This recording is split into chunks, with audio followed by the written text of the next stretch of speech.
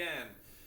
My name is Adam Elwanger. I am a professor of rhetoric at the University of Houston downtown, and this video is primarily for the students in my History of Rhetoric class, but if anybody who can find some use for it is welcome to do so.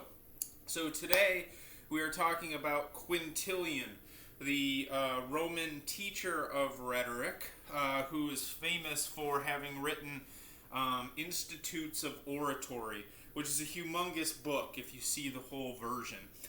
But today we're just working from the selection that is included in Bezel and Herzberg's textbook entitled The Rhetorical Tradition. And the selection there deals mostly with how rhetoric was taught in the Roman Empire. It's particularly interested in pedagogy and teaching of the skill and associated skills like writing and grammar and oratory. So a little bit about Quintilian first. The book tells you that Quintilian lived from about 35 of our era until 96. Which puts him right in the heart of the Imperial period of Rome. Many people who study rhetoric say that the Imperial period of Rome, after the Republic had fallen and the emperors had begun their succession, many people say that this was a bad time in the history of rhetoric, primarily because they like to think that rhetoric has some special status in democracies where it's used in deliberative forms to figure out what a given society will do in response to its problems. I differ a little bit. I don't think that rhetoric is put to any less use in an imperial setting. It's simply put to different uses. And what we see in Quintilian, in part, is a different approach to rhetoric and its teaching than we might have seen in Cicero's Rome or in Plato's Greece. Quintilian was I guess, an academic rock star of his era. The Emperor Vespasian appointed him the first imperial chair of rhetoric, which I assume was probably about as large of a scholarly position as you could hold in the Roman Empire. Quintilian also had some rock star pupils. We know that Juvenal and Suetonius were his students. The book tells us that maybe Tacitus was a student, and Pliny the Younger was also a student. And so what we know from that is that probably Quintilian's pedagogy in terms of rhetoric was really the best to be had in the Rome of his time. I think he was Spanish, if I remember right, by nativity, right? He was a Spaniard who found a home in Rome. Anyways, let's get into the text. So early on, and this is about pages 364, 365 in the Bezel text, Quintilian makes a distinction between the teaching of grammar and the teaching of rhetoric. So he makes a distinction between these two activities. And as he notes, the study of grammar is for the less advanced youth, right? The younger children would study what gets called, or study with what gets called the grammaticus, that is the teacher of grammar. And skills at the grammaticus would include things like learning to read, learning to write, form letters, right? And all the things that we associate today with grammatical instruction, parts of speech, diction, syntax, things like this. And so the grammar teacher taught these things. The rhetorician, the rhetoricus, the person who taught rhetoric, was a different teacher than the grammar teacher. And what the rhetorician taught was how to apply the skills of the grammarian in effective ways. ways they're effective politically and obviously rhetorically. In other words, how do you make persuasive uses of these skills in the forms of writing and oratory? And so much of Quintilian's text, at least the parts we have here, focus on how to do that. It's of note that in the rest of the large work of Institutes of Oratory, Quintilian talks in some places about some pretty heavy rhetorical theory that seems pretty far from pedagogical concerns. But here we'll talk about the pedagogy. One interesting point is that he notes that the dividing line between these two activities, between grammar and rhetoric, has become blurred, and he's unhappy about that. And on pages 364 and 365, he complains a little bit about how, he says, accordingly it's happened that what was first business of the one art has become the last of the other, and that boys of an age to be employed in the higher departments of study, that is, rhetoric, remain sunk in the lower school and practice rhetoric under the grammarians. So he's saying the grammarians are teaching boys that are too sophisticated and advanced for them, and that they're teaching skills that aren't properly theirs to teach. An interesting point gets made in the same area of the text, where he says, this is on page 365 in the second column, he says, I think that the question...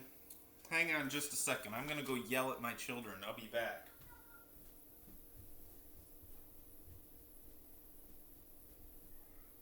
You guys all need to go outside right now. I can't have yelling in the background of my video. Bye.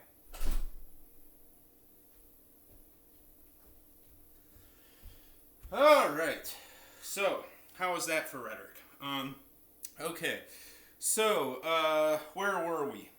Yes. In terms of when to move a student from the grammarian to the rhetoricist, Quintilian says, I think that the question of when a boy ought to be sent to the teacher of rhetoric is best decided by the answer when he's qualified. In other words, when he's ready. And I think it's worth noting that this is a very different approach to learning than we have in our society today, where it's kind of assumed that everybody who enters the 5th grade will move on to the 6th grade, right? And in some ways, that ends up magnifying disparities, because not all children are as prepared to enter the 6th grade, for example, as their peers. And so, in Quintilian's world, it doesn't matter what age you are, what the age-appropriate grade is. You stay with the teacher, learning the skills that are taught by that teacher until you've mastered them. And if that means you stay there past the proper age, then okay.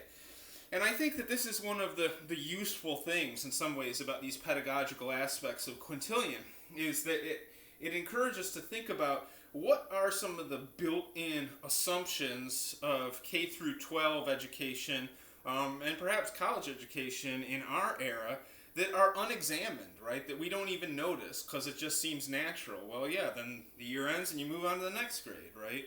Not so in Quintilian's world.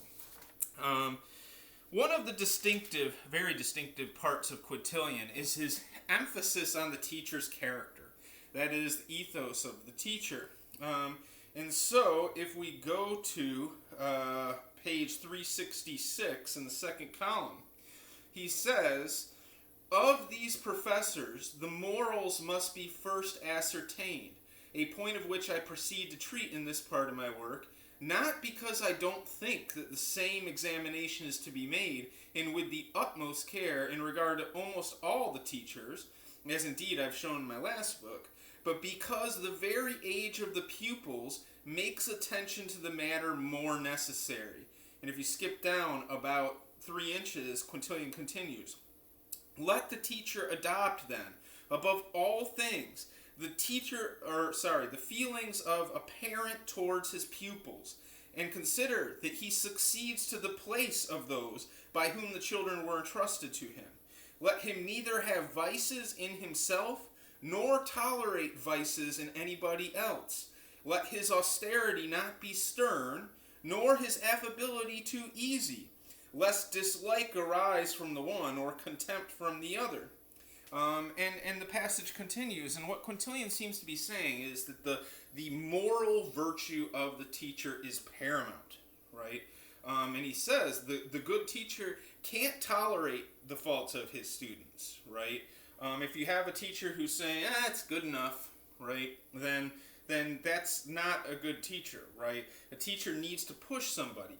And at the same time, Quintilian says that the teacher shouldn't be too stern, because then students won't like him or her. Of course, in Rome, it would have been him. And not to be too easy, right? You don't want to be buddy teacher, where, everybody's just trying to be liked, okay? So, hang on here while I check the battery on my computer. Oh, we're in good shape. We're in real good shape. Okay, so that ethos of the teacher is important.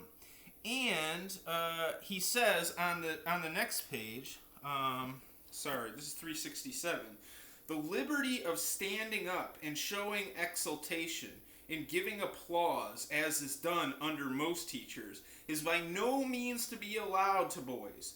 For the approbation of even young men, when they listen to others, ought to be temperate. Hence, it will result that the pupil will depend on the judgment of the master, and will think that he has expressed properly whatever has been approved by him. In other words, Quintilian is saying something bad about what we're really accustomed to. When we're in class and somebody finishes their presentation, we're all like...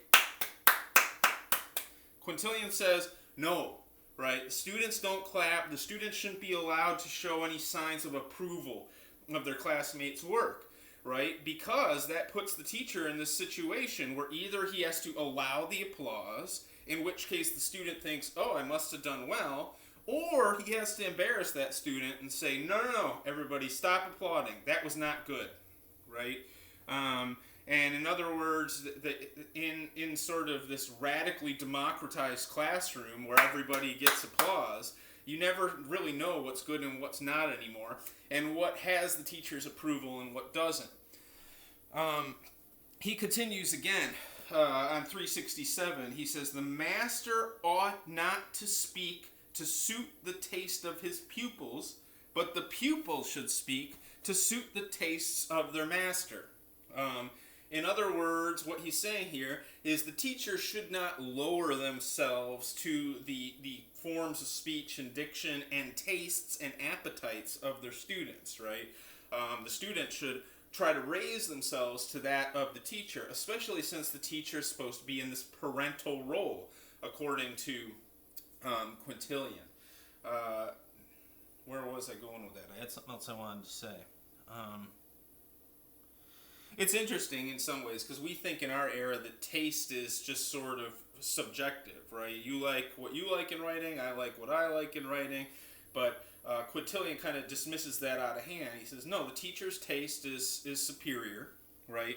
And it is his or her taste that should be elevated above the students, and that the student should seek to imitate, right? Or at least to appreciate.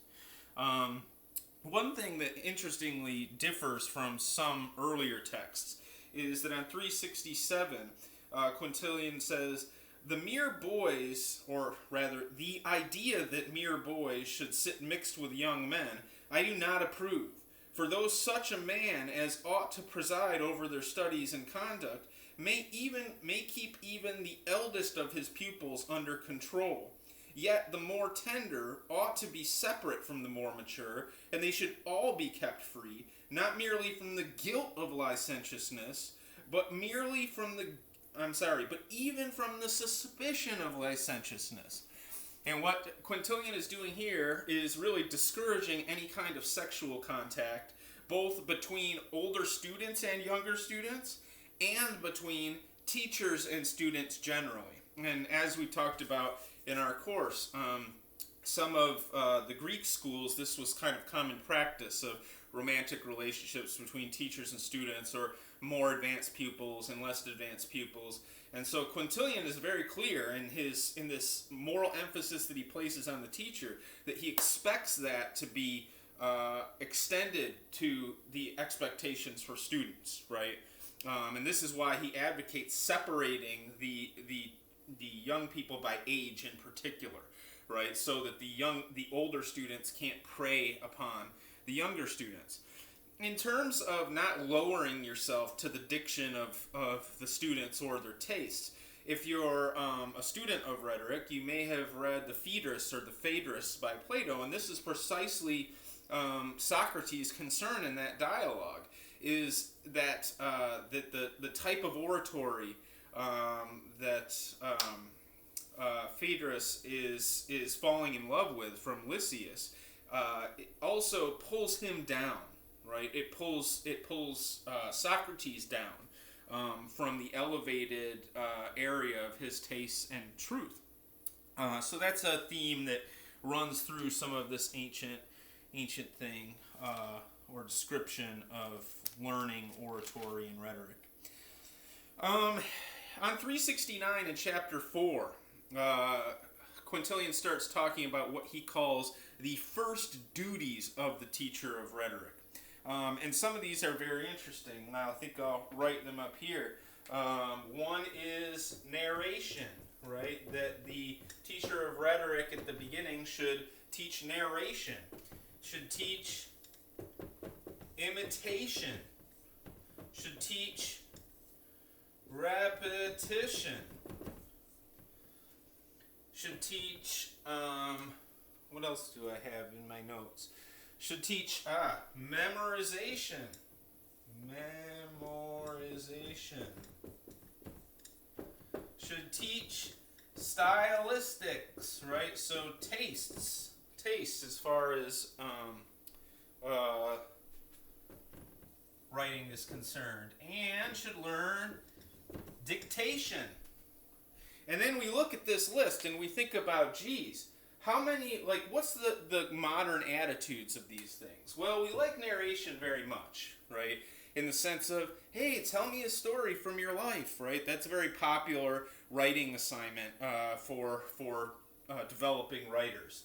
But that's not quite what Quintilian has in mind here. What Quintilian means by narration is taking some event, for example, a battle, right? And tell us what happened. Narrate the series of events, right? And he sees this as particularly useful for forensic oratory or establishing the truth in a court of law, right? But imitation, right, this flies in the face of expressivist pedagogy that composition studies still has this affinity for, right? Imitation has a very bad connotation today. No, you need to have an original voice. Don't imitate other people. No, Quintilian says this is partly how you learn a style and learn invention is through imitation. How about repetition? That also has a negative connotation today, right? We tell students, well, don't repeat yourself, right? Or don't write the same thing over and over again. And Quintilian seems to think that this has some usefulness. In part, what it'll do is repeating the same arguments will turn them into topoi, or into commonplaces that are then easily deployed in a moment when they're needed. And as we'll talk about in a minute, Quintilian is very interested in what he calls extempore, or what we would call extemporaneous speaking, speaking off the cuff and without notes. And as we'll see, invention skills and speaking extemporaneously are dependent upon topoi in large part. And that comes in part from repetition. Memorization, this has a negative connotation too. Everybody thinks, oh, we shouldn't make kids memorize. Besides, what is there to learn? We just need to teach them the skills. No, most classical education places a strong emphasis on memorization. And, even if it's just for the sake of memorization, not even for the sake of gaining some knowledge, but instead just for exercising the memory. Stylistic education, well, everybody likes style today, but we also commonly view style as, again, subjective, where it's just like, hey, it's whatever floats your boat. No, right? Quintilian recognizes that there are certain stylistic modes that, if nothing else, are more powerful in the register of rhetoric, right? There's more persuasive styles and less persuasive styles. And since what we're teaching the students to do is make effective uses of rhetoric, we want to equip them and inculcate a taste for the best styles, the most effective styles. Dictation, we never have our students do that anymore, almost never. They should do it informally in notes, right? But it's interesting that what he sees as the first duties of the advanced teacher, the teachers of rhetoric, are almost all skills and activities that we pass over now as too elementary. And then you think, well, are they getting done by our lower school teachers now? No, not really, right? So many of these old practices are kind of lost time. He also talks about how to respond to student work on 370 and 371. And I mean, this is really useful for teachers of writing today. So I'll read from it. He says,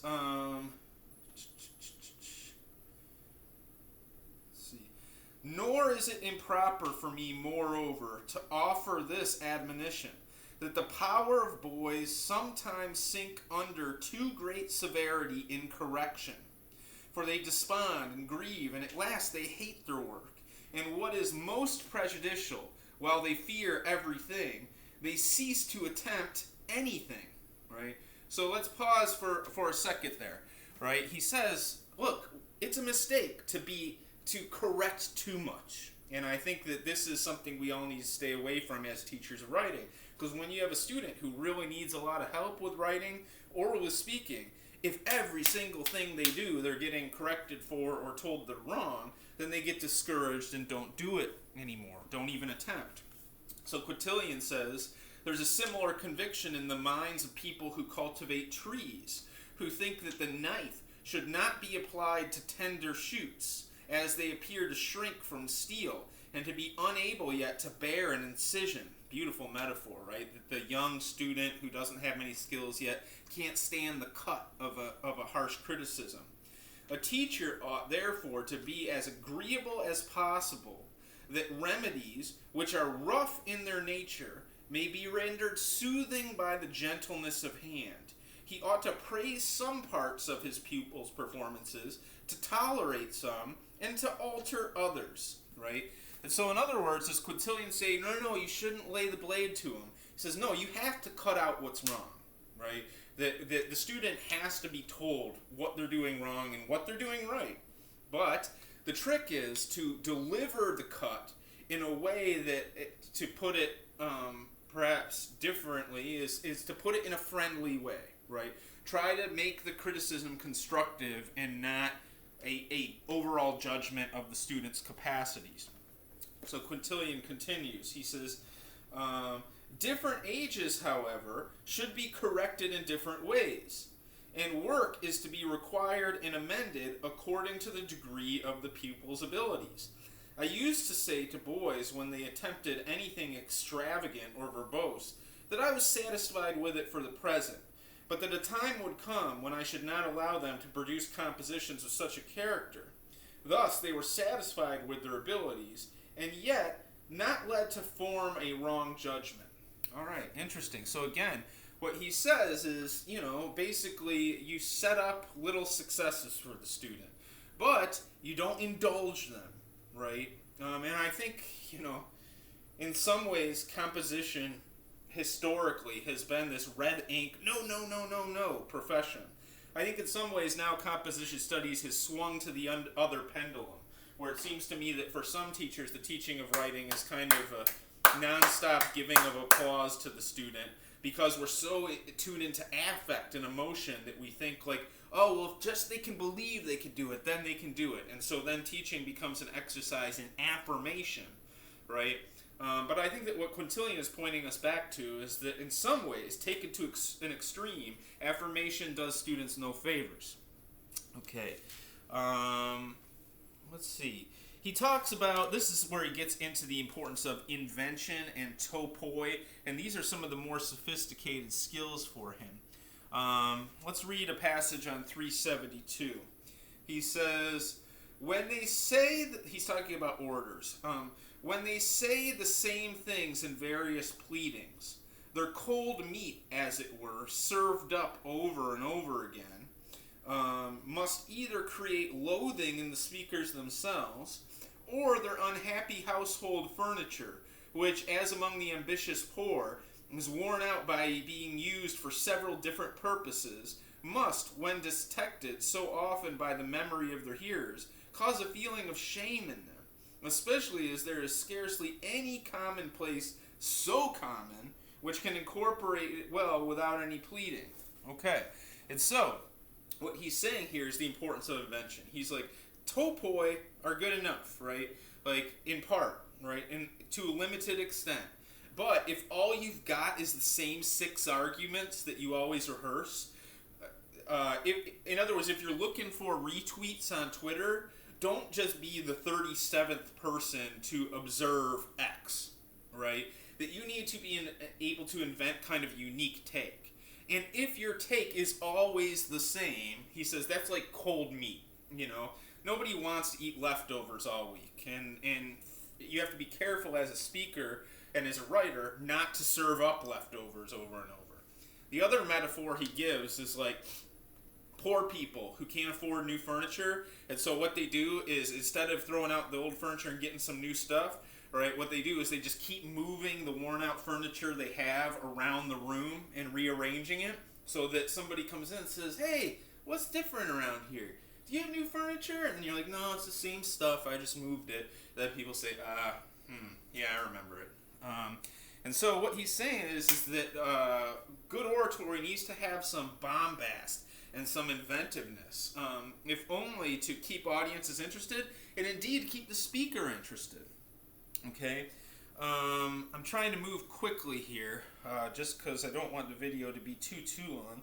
But we need to, well, I'll pause for a second here, and link this idea of invention to extempore speech, which we talked about a minute ago, extemporaneous speaking. So this is on 404. Quintilian says, without this precaution, the very faculty of speaking extempore will but furnish us with empty loquacity, or loquaciousness, or just empty speech, and words just born on the lips. In writing are the roots. In writing are the foundations of eloquence. By writing, resources are stored up, as it were, in a sacred repository where they may be drawn forth for sudden emergencies or as circumstances require. And so he says, look, extemporaneous speech is great, but if you haven't done the preparation to be able to do it, then it's just going to be empty stuff that you're saying, right? He says that writing is the key to developing an ability to speak extemporaneously, in part because that is where the inventive work happens in writing, that then is stored in memory and then can be deployed when the moment needs it verbally. Okay? And he says also, if you're curious, on page 371, he talks about topoi. I guess we'll look at it quick. He says, this is 371, second column, he calls them commonplaces, or I guess in the Latin they'd be loci, right?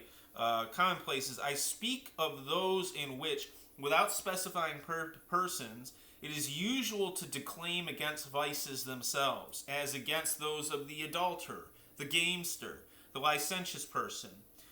These are of the very nature of speeches on trials. And if you add the name of an accused party, they're real accusations. And so here he talks about different types of people that you should have in mind, almost as personality types, topoi related to people, so that when you're sort of arguing with a person, you've got at ready disposal all the different labels you could affix to that person, right, as what type of person they are to convey that to an audience. We would be remiss, though, if we didn't talk about what everybody remembers from Quintilian, and that is his definition of rhetoric and, frankly, of the order. So let's go to 385, which is really sort of some of the central points of the text. I'm going to switch to my other book, because I have some different points highlighted in that. All right. So 385, he says, this is the first column. Rhetoric, then, for we shall henceforth use this term without dread of sarcastic objections. He's thinking about, for example, Cicero, who kind of avoids the word rhetoric in his writing because maybe of its sophistical associations or the Platonic critique of rhetoric. And Quintilian says, yeah, we're going to use the word rhetoric from now on. Think of that what you will, but I'm going to call it that. He says, rhetoric, then, will be best divided, in my opinion, in such a manner that we may speak first of the art, next of the artist, and then of the work. In other words, rhetoric can mean three things. Rhetoric is the art of rhetoric, or the ability to use rhetoric, that set of knowledge that forms the discipline of what we call rhetoric. There is also the artist, right? The person who does rhetoric, this activity that they do using rhetoric. And then there is the thing rhetoric, a particular example of discourse that is a piece of rhetoric that we could say, see, look, this is persuasive discourse. All right, he says, the art will be that which ought to be attained by study, and is the knowledge of how to speak well. The artificer is he who has acquired the art, that is the orator, whose business it is to speak well. The work is what is achieved by the artificer, that is good speaking. And so if you jump over to the next column, he says, first of all, then, we have to consider what rhetoric is. Indeed, we've defined various ways, but its definition gives rise chiefly to two considerations. For the dispute is, in general, either concerning the quality of the thing itself, or concerning the comprehension of terms in which it is defined. The first and chief difference of opinion on the subject of rhetoric is that some think it's possible, even for bad men, to have the name of orators, while others, to whose opinion I attach myself, maintain that the name of rhetoric and orator, and the art of which we are speaking, that is, the art of speaking itself, can be conceded only to good men. All right, that's the central idea that Quintilian's famous for, is the idea that the orator or the rhetorician is the good man speaking well. And so that is a certain ethos in terms of credibility and virtue, bound with a certain excellence in terms of style, knowledge, and truth, right? And for him, both need to be there. So for him to be a master of rhetoric, but to only deal in untruths, like, say, somebody like Polus from the Dialogue Gorgias, that these people are not worthy of the name to Quintilian. And he reiterates this on page 390. Let me look at my other book. All right, here you go. Here's probably the famous passage. 390, second column. He says, but if eloquence is the art of speaking well, the definition that I adopt, he says, so that a true orator must, above all, be a good man. It must assuredly be acknowledged that rhetoric, then, is a useful art. And he continues, and on the next page, on 391, in the second column, he concedes that rhetoric is, in fact, an art. That he views it as such. And of course, we've seen this semester that over the history of rhetoric, there have been people who say, no, it's not an art. And he mentions the good man speaking well. If you're interested in finding other passages on 412, 413, he says at the very bottom of 412, let the orator then, whom I propose to form with my teaching, be such a one as is characterized by the definition of Marcus Cato, a good man skilled in speaking.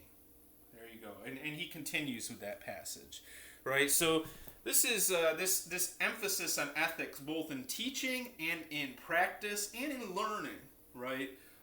Is kind of unique to Quintilian and forms the major part of his pedagogy. If you look at the end of rhetoric. At various points, he talks about the telos of rhetoric, or its end, its purpose. And he's interesting. This is on 393. He's interesting because he says that persuasion is not the goal. For him, the goal of rhetoric is not to persuade an audience. Rather, he says that good speaking is in itself the end of rhetoric. Right? So the end of rhetoric is not just to convince people and win the argument. Right? The point, the purpose of argument, its end, is to produce good speech. And of course, there's many other things that we could talk about in relation to Quintilian. And of course, for my students, we will very shortly when we meet here in a little bit. But for the rest of you, I hope you learned something. Take it easy.